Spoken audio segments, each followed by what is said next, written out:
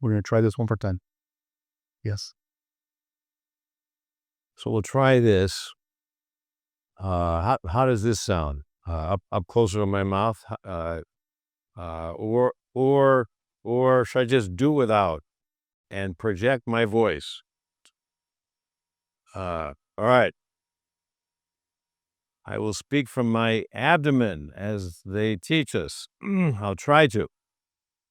So, another way of entitling my talk is True and False Hopes for Restoration and the New Heavens and the New Earth. And I want to thank Dr. Baruch for inviting me. And I just want to say briefly, the reason why he invited me is because of my wake-up call 25 years ago when I was leading a church tour of Israel, and Baruch, Brian then, was my guide. And I think on the second day, he took me aside privately, very courteously, and said, Dr. McDermott, because he had read several of my books before then, and he was always very, very polite. He said, Dr. McDermott, have you ever read so-and-so? And I said, no, I never heard of so-and-so. Have you ever, are you familiar with this book? No, I didn't know it existed. And what about that book? No. So I went back to the hotel that night and I told Jean, my wife, I think Brian is saying that everything I'm saying is wrong. So I went back to the States and I started looking up these articles and books that he had cited, which led me to more books and articles, which led me to more. And I went down, down, down, down, back to the roots.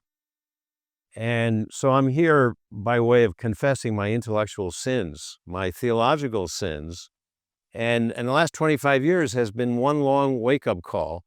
And they really have, with guidance from Dr. Kavaznika, and they really have culminated in this book, as Baruch said, A New History of Redemption, the work of Jesus the Messiah through the millennia.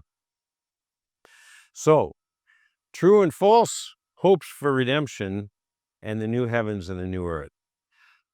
I think in these days of excitement, the last few days, and fear, the most needed of the three theological virtues is hope.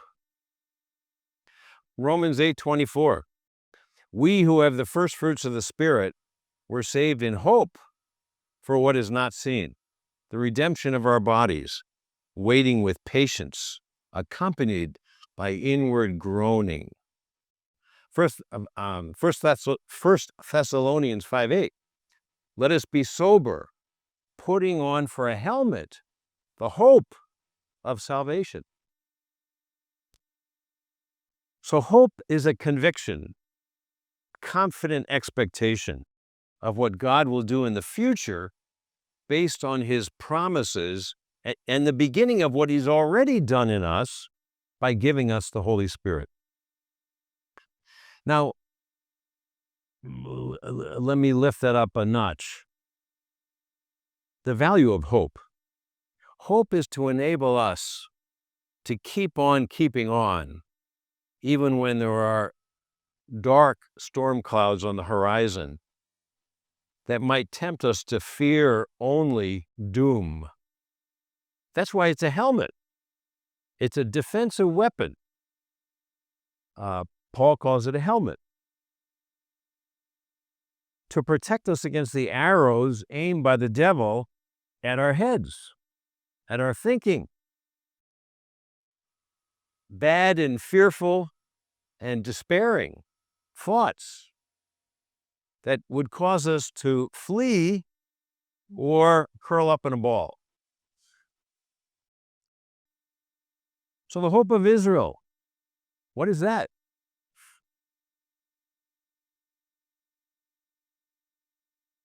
John Cardinal Danilou once remarked, "The biblical prophecy is the announcement of the fact that at the end of time, God will accomplish works still greater than in the past."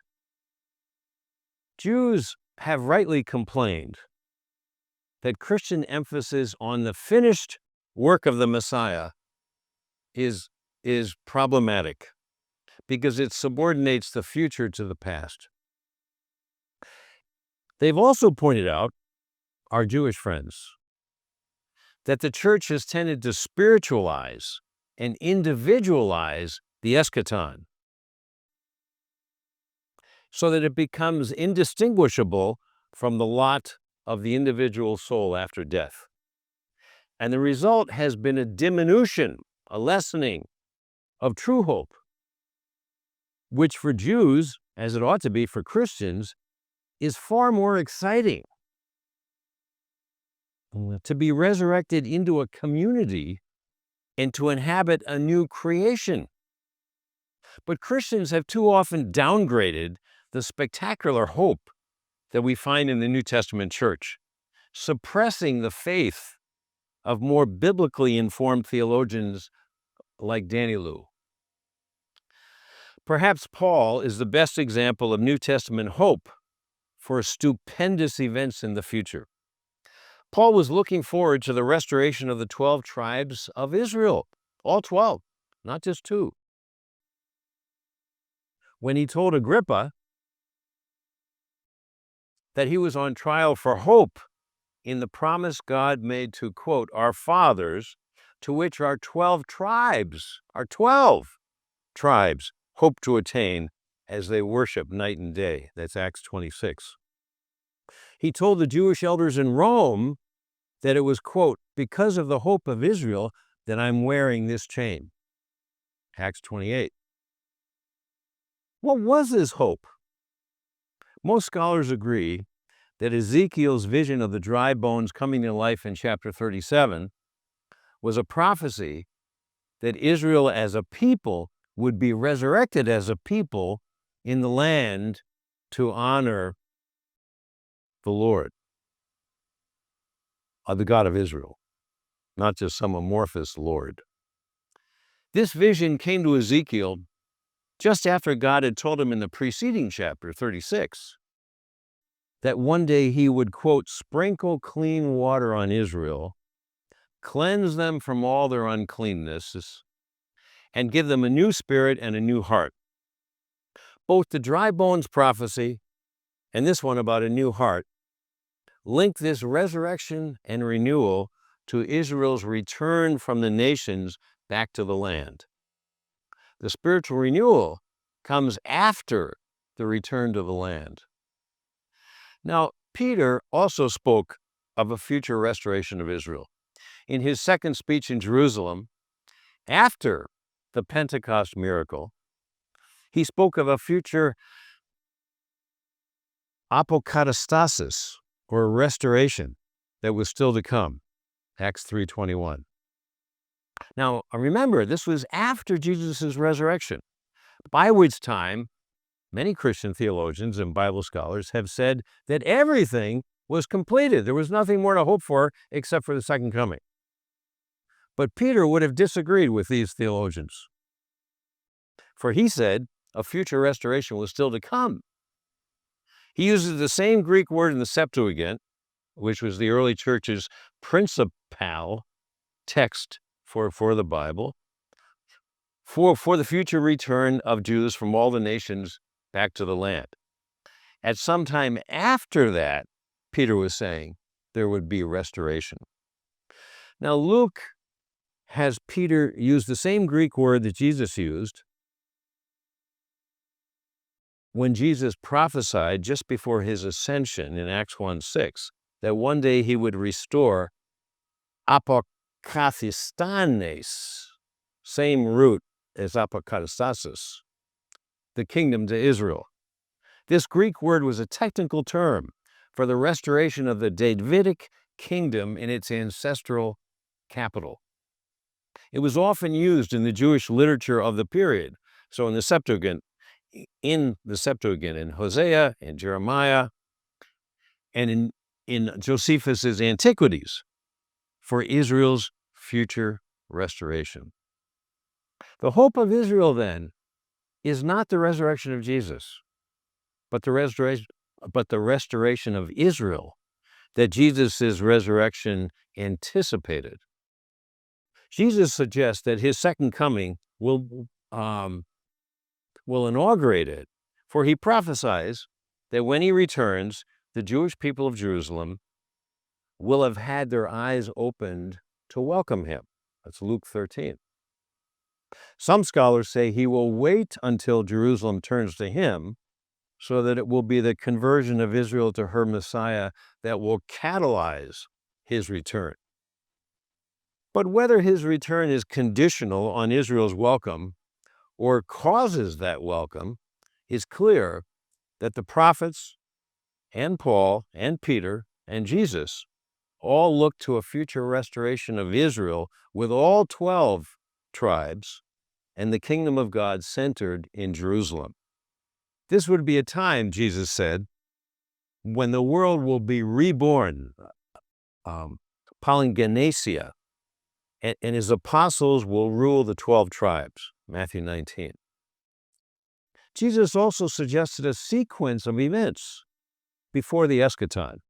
He told his disciples in Jerusalem that the lead up to his second coming, when they see the Son of Man coming in a cloud, and Israel's restoration, your redemption, would be the end of the times of the Gentiles. That's Luke 21.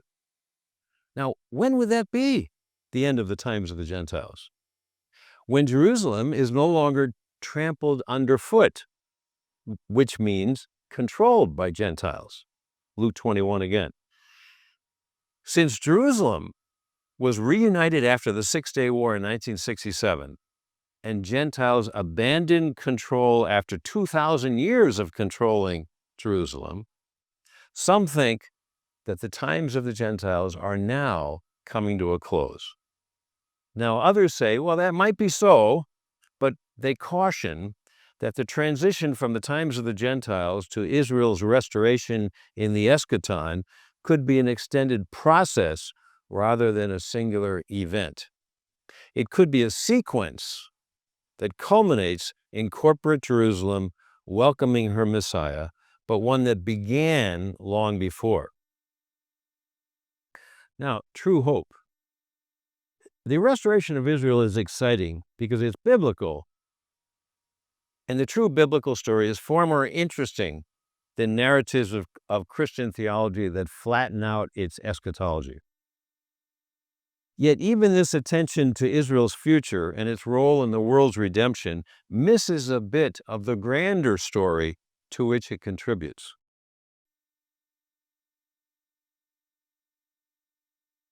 As Mark Kinzer has depicted it, what we have just been narrating is the beautiful end to a story that God started at the creation.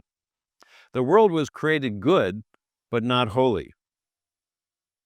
Because of Adam's sin, to which we have contributed by our own sins, the world is now wounded and needs healing.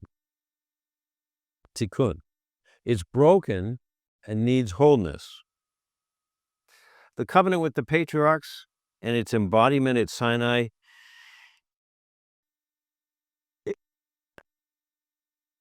initiated. You see, I'm a stutterer, and I wrote a book called Famous Stutterers, 12 Famous Stutterers from Moses to Marilyn Monroe. And if you would like to learn how to stutter, just talk to me afterwards. So the covenant with the patriarchs and its embodiment at Sinai initiated the move from the sixth day, as it were, to the seventh day, from the profane to the holy, from imperfection to wholeness. Now, in this covenant, God pitched his tent within the people Israel. Her sacrifices enabled Israel to assume her role as the world's priest. offering herself to God in worship for the sustenance and redemption of the world. Now, amidst her successes, we have to say that Israel also failed, a microcosm of the failures of the nations. But her Messiah summed up all that Israel was intended to be. He embodied Israel and was the perfect Israelite. He was the perfect temple, the perfect priest, and the perfect sacrifice. His resurrection from the dead was as Israel's perfect martyr, whose blood was shed both to atone for sins and to prepare the way for the world to come. In his resurrection and gift of the Spirit, and in the founding of the twofold body of the Messiah that extends Israel's heritage among the nations, the new world was realized proleptically, that is, in advance. The harmony and mutual blessings of this twofold body, the church and Messianic Judaism, anticipate the shalom of the new world to come. The body's sacraments, especially baptism and Eucharist, convey the beauty and the harmony of the world to come in the here and now. They too are proleptic. The future in the past. Just as kashrut, separating the pure from impure food, and Sabbath, Shabbat, are foretastes of the world to come. Now, for millennia, readers of the New Testament have puzzled over the eschatological discourses of Mark 13 and Matthew 24, which seem to conflate, to put together predictions of the destruction of Jerusalem in AD 70 with prophecies about the end of the world. Now we're beginning to see that this is another example of how God speaks typologically throughout the history of redemption to point to future events in history. There was a real presence, you might say, of the final judgment in the judgment of Jerusalem in 70. And Israel's history has always been full of types that point to antitypes in the histories of the nations. God called Israel to link earth to heaven, to serve as a microcosm of the universe, and to anticipate a future in which the whole creation will become God's temple with Jerusalem as its Holy of Holies.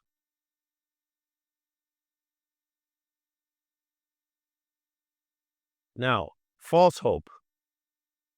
If Pauline theology has been unsettled since World War II, which it has been, it's now being shaken by a provocative new book from Jason Staples, religious studies professor at North Carolina State University. In his book that's titled Paul and the Resurrection of Israel, Jews, former Gentiles, and Israelites, from Cambridge University Press, published in 2024. Staples challenges centuries of Protestant thinking about Paul and proposes a new and arresting model for Pauline theology of Israel, that the apostle thought of Gentiles as the predominant Israelites, Gentiles as Israelites. But Staples' proposal, I have argued recently in print, is more clever than careful. He wants the reader to believe that Paul considers all Gentile Jesus followers to be Israelites every bit as much as Jewish believers in Jesus, and that once Gentiles have come into the body of Messiah, Paul considers them no longer Gentiles, but Israelites. To continue to call them Gentiles is to misunderstand the gospel and the resurrection of Israel. Now, by resurrection, Staples means what Paul signified by the hope of Israel, Acts 28, namely the eschatological restoration of all 12 tribes when all Israel will be saved, Romans 11:26. Staples takes as paradigmatic the experience of the 10 lost tribes who were probably assimilated into paganism and Gentilism after the first exile to the Assyrian Empire in 721 BC. Because Paul is convinced that they will be restored to Israelite status, and since this eschatological restoration will take place when the fullness of the Gentiles has come in, this will involve their transition from pagan or Gentile status to restored Israelite status. And since Jesus-following Gentiles are also grafted in to the olive tree of Israel, Paul must mean that in the new body of Messiah, Gentiles are just as much Israelites as Messianic Jews are. Just as the 10 lost tribes to the east will one day transition from Gentile to Israelite status once again, Staples says that Paul thinks the same about Gentiles in the West. Paul, quote, and these are Staples' words, goes so far as to call them former Gentiles in 1 Corinthians 12:2. And he refers, quote, to them as descendants of biblical Israel in 1 Corinthians 10:1, close quote. Therefore, quote, they are not saved as Gentiles because they are no longer Gentiles. Instead, they have become equal members of Israel, close quote, along with their Jewish siblings. But I think, and I've argued this, and Staples has now has argued against me in a new piece that just appeared today, and I'll tell you about that in a minute. He claims too much for his translations, quote, when you were former Gentiles. That's his translation of 1 Corinthians 12:2. And descendants of biblical Israel in 1 Corinthians 10:1. That's his translation. Most English translations render the first quote from 1 Corinthians 12:2, when you were pagans or when you were heathens, because Paul immediately adds, you were led astray to mute idols. The word former is not in the Greek, but inserted by Staples. Yet he reverts to this lone verse, an idiosyncratic translation. Now, he's argued with me that other scholars have used the word in the sense that they're no longer Gentiles, and I think they're wrong too. But he reverts to this lone verse with his idiosyncratic translation over and over and over throughout the book, as a strong pillar upon which he rests his clever, but I think finally false, view of the resurrection and restoration of Israel. He claims that the word Israelite is never used for Jews in the New Testament era, but that the term Israelite regularly refers to biblical, which in his sense means Old Testament Israel, or suggests an eschatological nuance, as in all Israel will be saved. So he's saying that the only time the Jews are called Israelites is when it refers to the Old Testament or in the eschaton. And yet, I find that the two terms, Israel / Israelite, and Judaios, Judaioi, the singular and the plural for Jew or Judean, are in fact treated as equivalent by Matthew, Mark, Luke, and Paul himself. And in none of these cases does Israel or Israelite refer to Old Testament, to Israel in the Old Testament or in the eschaton. So Matthew, for example, says the Romans put a sign over Jesus' head on the cross. This is Jesus, King of the Jews. And then narrates what the chief priests and scribes said of him. He is the King of Israel. Let him come down now. So Matthew thus refers to the Jews of Judea of his day as both Jews and members of Israel. This pattern is no less present in Paul's largest letter to the Romans. In Romans 9:6, when referring to Jews of his day, he distinguishes between those from Israel, ex-Israel, and those who are Israel, hutoi Israel. Now, the latter are evidently, I would say, Messianic Jews, the children of the promise. He refers to in verse 8 in chapter 9, who are the remnant who accept Jesus as Messiah. They are the called from the Jews who are alongside those who are called as from the Gentiles. Jews who are called and Gentiles who are called. Here, Paul refers to Jewish believers both as Israel and as Jews. And to put this point more sharply, once again, Paul calls non-Jewish believers Gentiles, contrary to Staples' claim, which he makes throughout the book, that once they're inside the body, Paul never distinguishes between Jews and Gentiles. So, for Staples, then, the bottom line here, and this is what makes this book so important to be discussed publicly, because this Staples book is now sucking all the oxygen out of the room in Pauline studies. Everybody's reading it and commenting on it, and most of them are praising it. The implication, here's the bottom line that is so disturbing. The implication is there is no continuing covenant with non-Messianic Jews, because they are not true Israelites. The only true Israelites are Messianic Jews.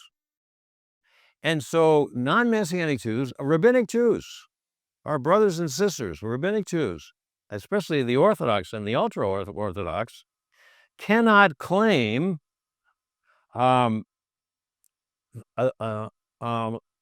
today the promises that were made to Israel in Tanakh, in Torah and the prophets. And by implication, the land promise, which he never brings up in the book. In his response to me, he studiously avoids it. And in his response to me today, he also studiously avoids the question of whether rabbinic Israel today can still claim to be the chosen people. And the implication still, even in his response today, since he totally ignores that, is they cannot be. And so by implication, the land promise is defunct, since it was made with Jews who are not true Israelites today. This is not the Paul of the New Testament. The critical passage here is Romans 11:28 and 29. They are beloved. Paul is explicitly referring here to Jews who have not accepted Jesus, his brothers, and his heart is broken. He's willing to lose his own salvation and go to hell if his brothers can be saved, he says. But he says, nevertheless, they are, present tense, beloved because of the fathers, Abraham, Isaac, and Jacob. And now that's verse 28. And then in verse 29, the gifts and calling of God are irrevocable, cannot be revoked, cannot be reversed. They're still in place. Now, the calling of God, the Greek word there is klesis, which refers to God calling the progeny of Abraham to be his chosen people, his firstborn son, as Moses tells Pharaoh in Exodus 4:22. And Paul here is simply reflecting Jeremiah in chapter 31, the most quoted chapter in Jeremiah, all about the new covenant, and yet down in what's often missed, in verses 35 and 36 of Jeremiah 31, God says through Jeremiah that as long as the sun, moon, and stars are in the sky, and I can't see them right now, but I really believe they're there, the Jewish people will always be a nation before me. Now, and the gifts of God. Now, Paul listed at the beginning of Romans 9 a whole train of gifts. But in the first century, Philo of Alexandria, the great Jewish philosopher who was a contemporary of Paul, and Ezekiel, the tragedian, who was a contemporary of Paul. And for Paul, the greatest of the gifts was the land, which comes up 1,000 times in what Christians call the Old Testament. 1,000 times the gift of the land is explicitly or implicitly cited. So, now books and books and hundreds of articles since the Holocaust, and especially since the 1970s, when scholars started trying to answer the question, how did the Holocaust happen in the most Christianized country in history, the birthplace of the Reformation? He refers to these two verses. So scores of books and hundreds of articles since the 1970s have focused on Acts 11, 28 and 29. It's the focus of Nostra Aetate, the Vatican II document that opened up new understandings for Roman Catholics of God's continuing covenant with the Jewish people that continues to this day. It's buried in one footnote, and it's mentioned in the text in one other place that changes its meaning in Staples' book. And just in case there's any question about Paul and the land, I was told at the University of Chicago in my New Testament studies as an undergraduate, the University of Iowa in my graduate studies for a PhD, that the land promise dropped out of the New Testament, that Paul certainly doesn't believe in the land promise anymore. And I cannot tell you my shock when, after reading the Greek New Testament for well over 30 years, all of a sudden one day I read Acts 13, 19 through 21 again, and they jumped off the page. And I hadn't seen them for 30 years because I was told this was not there. And when you're told something is not there, you tend not to see it. So Acts 13, Paul is speaking in a synagogue in Antioch of Pisidia in modern-day Turkey, and some of you, I'm sure, have been there. I'm sure Gary has.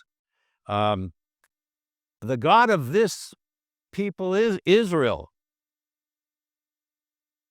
And notice, he refers to this people, the Jewish people, as Israel. Whoa, Jason. Chose our fathers and made the people great during their stay in the land of Egypt, and with uplifted arm he led them out of it. And for about 40 years he put up with them in the wilderness, and after destroying 7 nations in the land of Canaan. Now, I'll just pause for a minute here. Most of my Christian scholar colleagues say that of all the books in the Bible, the one that's the most difficult to still believe in and respect is the book of Joshua, the story of the conquest. So many scholars call it genocide. How do you defend it? Paul doesn't seem to be ashamed of that or embarrassed one iota. For about after destroying 7 nations in the land of Canaan, he gave them their land as an inheritance. I go, whoa, why have I never seen this? I've been reading the New Testament for 30 years. I never saw this.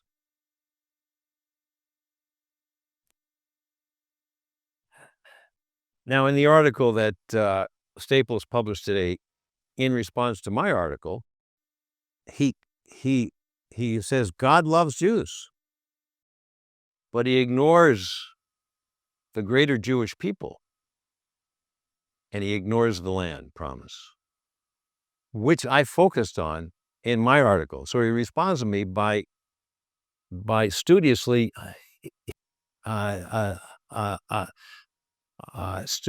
ignoring the 2 most important points. Paul is not a supersessionist.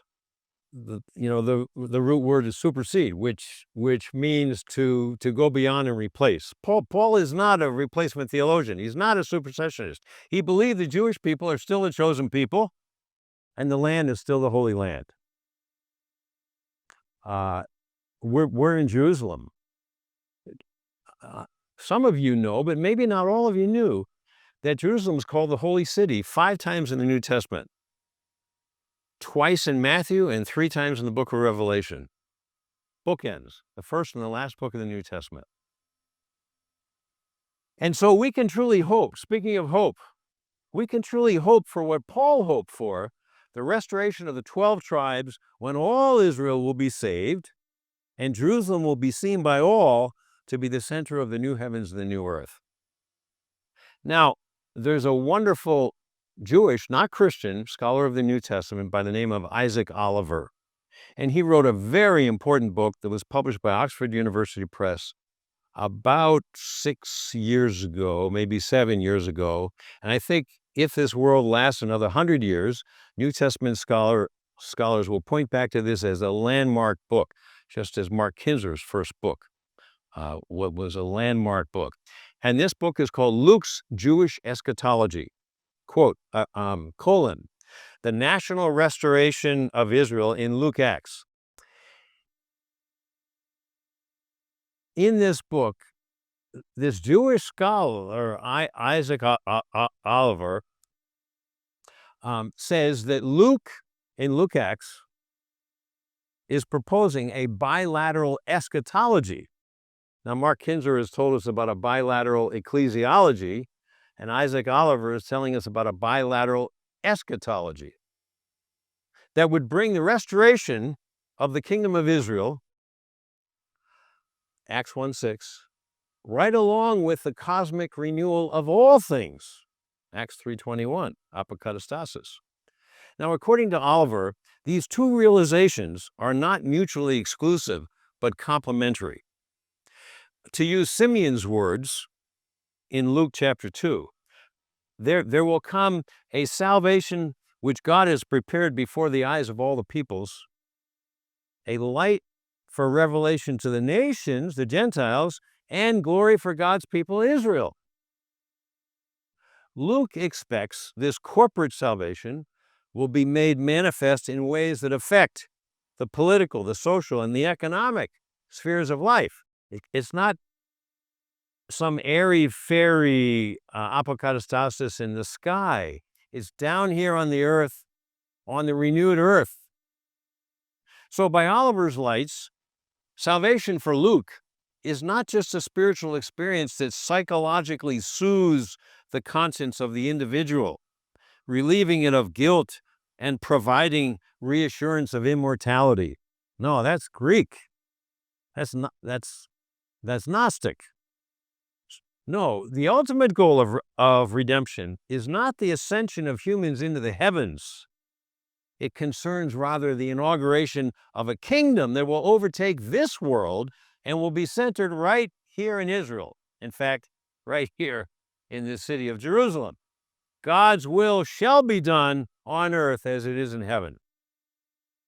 Now, just a little taste of the new heavens and the new earth that Dr. Baruch insisted I include. So I'm going to include this at the end. As Jews and Christians have agreed for millennia, the new heavens and the new earth will be material, and we will have bodies. St. Augustine said, all believing men and women shall have the bodies they had in their youth, or would have had if they had lived long enough. All deformities will be removed, though the martyrs may retain their wounds as marks of honor. Women will rise from the dead into spiritual bodies that are recognizably theirs. So I'll still recognize my wife, Jean, in her resurrected body right here in Jerusalem. But with a new beauty that shall excite praise and not lust. The flesh shall be spiritual and subject to the spirit, but still flesh. Now, our spiritual bodies will have a density like nothing on the present unrenewed earth. We will be among the solid people that C.S. Lewis so wonderfully described in his fantastic book, which if you haven't read it, you need to order it on Amazon tonight and start reading it tomorrow. The Great Divorce, where the grass in heaven is as hard as diamonds. This is part of what Jonathan Edwards was getting at when he proposed that matter is no substance at all, but that heaven is supersubstantial, for it's the world of spirit, and spirits are the only substances. This gives spiritual bodies in heaven the capacity to eat, on the new heavens and the new earth, the capacity to eat, but without the need for food. So Augustine said, we will be like the angels in the Bible who took on bodies and ate with human beings. They enjoyed the food, but felt no necessity to eat. According to Edwards, human bodies in their spiritual form will assist their minds, just as bodily sickness today clogs the mind, so that on the renewed earth, we will have heightened intellectual capacity. Our sharpened thinking will give us mental pleasures we never thought possible. Now, Peter Crate, who has written the best book in heaven, has argued for our need to have bodies in this heaven on earth. For bodies can do things no spirit can do. We are better than angels, he reasons, at many things, such as smelling flowers and tasting mangoes, because these sensations require bodies. God created the bodily senses to reveal the unique and irreplaceable delights of each particular thing in the cosmos, the thisness of each part of the universe. Something like the bodily senses must be in God if he created them. Now, God the Father does not smell or hear or taste with our kinds of senses, but he knows all particulars, and therefore particular smells and sounds and tastes. For all of these particulars, we need a body to know what God knows. That's why the resurrected body is intrinsic to the immortality of the soul and not a dispensable extra. Bodies are also necessary in heaven for one of its greatest joys, knowing and loving other saints. As Crate puts it, spirits meet in human exchange, but the matter of bodies is the street corner where they meet. A soul without a body is not free, but bound. It cannot grasp hands or see the face of another body. And in Crate's word, the face is me. The face shows a soul's personality, whether it's chosen bitterness or gratitude, and especially the eyes. Sanctity produces a quiet glow. Beautiful are the wise and gentle eyes of a very old woman at peace with God. Think of Mother Teresa here. She was far more beautiful than Princess Diana, who died at about the same time. But how empty by comparison are the eyes of a childish, spoiled movie star? These eyes will identify each of the billions of beautiful souls on the renewed earth. So, what is our hope? It was Paul's hope. The restoration of the 12 tribes in the new heaven and new earth. Far more exciting and wonderful than has been imagined by most Christians for most millennia. Far more exciting because far more Jewish. Thank you.